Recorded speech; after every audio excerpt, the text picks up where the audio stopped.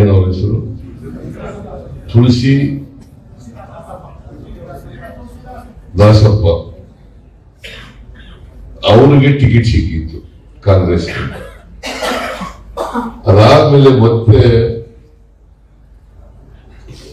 ಲೋಕಸಭಾ ಚುನಾವಣೆಯಲ್ಲಿ ಸ್ಪರ್ಧೆ ಮಾಡಲಿಕ್ಕೆ ಕಾಂಗ್ರೆಸ್ನಿಂದ ಒಕ್ಕಲಿಗರಿಗೆ ಟಿಕೆಟ್ ಕೊಡಲಿಲ್ಲ. ಈಗ ಒಂದು ಅವಕಾಶ ಸಿಕ್ಕಿದೆ.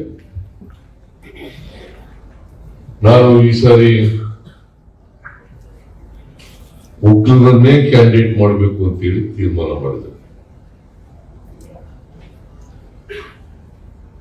ಎಲ್ಲರ ಅಭಿಪ್ರಾಯವನ್ನು ಕೇಳಿದ್ರು. ಯಾರನ್ನ ಕ್ಯಾಂಡಿಡೇಟ್ ಮಾಡಿದ್ರೆ ಅನುಕೂಲ ಆಗ್ತದೆ ಅಂತೇಳಿ ಮಾಡಿದಾಗ ಲಕ್ಷ್ಮಣ್ ಮತ್ತು ವಿಜಯ್ ಕುಮಾರ್ ಹೆಸರುಗಳು, ಎರಡು ಹೆಸರುಗಳು ಬಹಳ ಪ್ರಮುಖವಾಗಿ ಕೇಳಿಬಂತು. ನೀವು ಪೋಷಕರಾಗಲು ಕಾಯುತ್ತಿದ್ದೀರಾ? ಚಿಂತಿಸದಿರಿ. ಓಯಾಸಿಸ್ ಫರ್ಟಿಲಿಟಿ 90,000 ದಂಪತಿಗಳ ಜೀವನದಲ್ಲಿ ಸಂತೋಷವನ್ನು ತಂದಿದೆ. 7825893601ಗೆ ಕರೆ ಮಾಡಿ. ಅತ್ಯದ್ಭುತ ರಿಯಾಯಿತಿ ಪಡೆಯಿರಿ ಹಾಗೂ ಎಲ್ಲರಿಗೂ ಗುಡ್ ನ್ಯೂಸ್ ಕೊಡಿ. ಅವರಿಬ್ಬರಲ್ಲಿ ಎಲ್ಲ ಜನಪ್ರತಿನಿಧಿಗಳ ಅಭಿಪ್ರಾಯ, ಮುಖಂಡಗಳ ಅಭಿಪ್ರಾಯ ಪಡೆದು ಅಂತಿಮವಾಗಿ ಹೈಕಮಾಂಡ್ ಲಕ್ಷ್ಮಣ್ ಅವರನ್ನ ಅಭ್ಯರ್ಥಿಯನ್ನ ವಿಜಯ್ ಕುಮಾರ್ ಅವರು ನಮ್ಮ ಪಕ್ಷದ ಅಧ್ಯಕ್ಷ. ಅವರು ಕೂಡ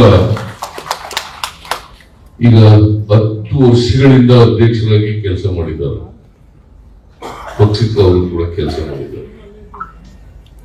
ಅವರು ಕೂಡ ಅರ್ಹ ಅಭ್ಯರ್ಥಿನೇ.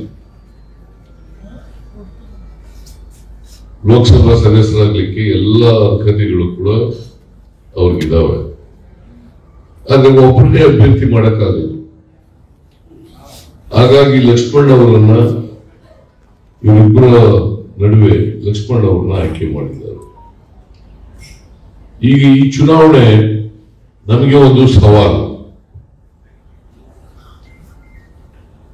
ಚಾಮುಂಡೇಶ್ವರಿ ಕ್ಷೇತ್ರದಲ್ಲಿ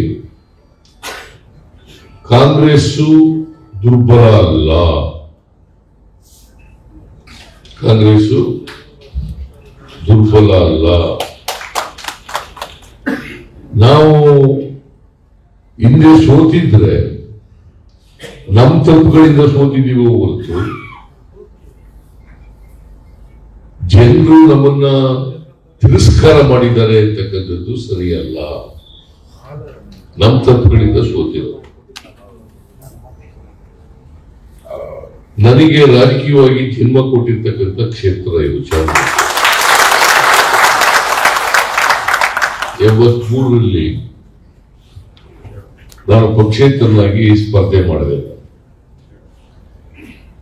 ಆಗ ಜನರು, ಈ ಕ್ಷೇತ್ರದ ಜನ ದುಡ್ಡು ಕೊಟ್ಟರು, ಓಟು ಕೊಟ್ಟರು.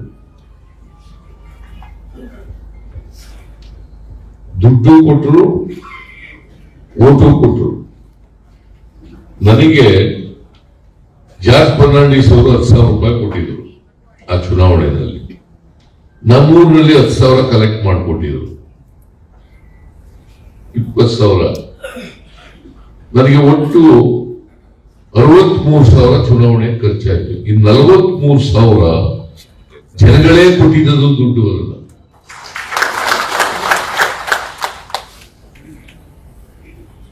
ಜಯದೇವರಾಜ್ ಅರಸು ಬಹಳ ಪ್ರಬಲವಾದಂತ ಕಾಂಗ್ರೆಸ್ ಅಭ್ಯರ್ಥಿಯಾದ, ನಾನು ಇಂಡಿಪೆಂಡೆಂಟ್ ಅಭ್ಯರ್ಥಿ. ನನ್ನನ್ನ ಗೆಲ್ಲಿಸಿದ್ರು. ಅಂದ್ರೆ ಚಾಮುಂಡೇಶ್ವರಿ ಕ್ಷೇತ್ರದ ಜನರು ಮನಸ್ಸು ಮಾಡಿದ್ರೆ, ಗೆಲ್ಲಿಸಲೇಬೇಕು ಅಂತ ಪ್ರಯತ್ನ ಮಾಡಿದ್ರೆ ಯಾರನ್ನಾದ್ರೂ ಗೆಲ್ಲಿಸ್ಬೋದಲ್ಲ.